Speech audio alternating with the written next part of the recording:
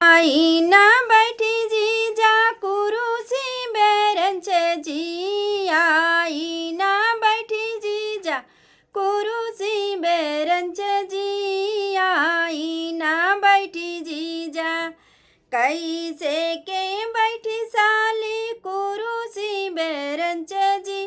पापा तोहर कैले रहन चैन करार जी।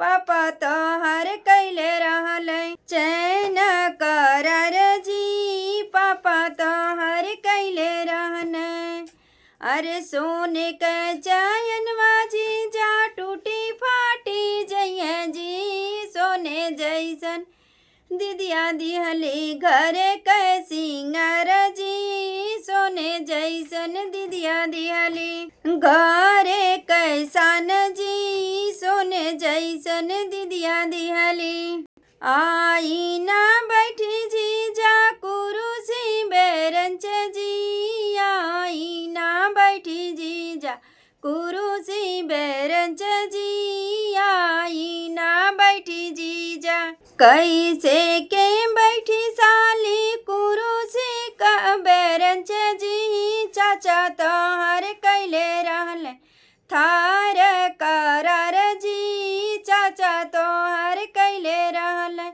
थार करार जी। चाचा तोहर कैले रहल लोहे कै थार जीजा टूटी फाटी जइए जी।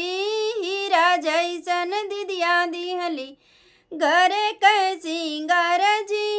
हीरा जैसन दीदिया दिहली घरे कै सिंगार जी। हीरा जैसन दीदिया दिहली घरे कै सन जी।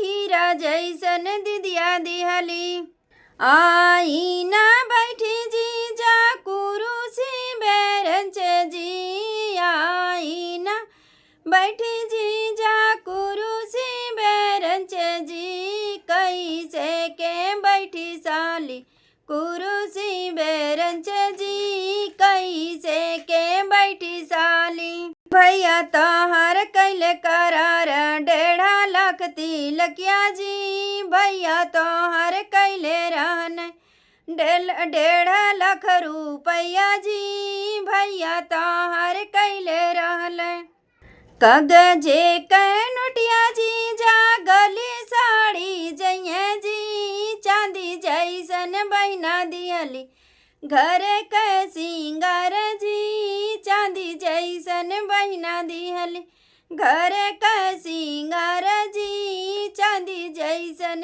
बहिना दिहली घरे कै सिंगार जी।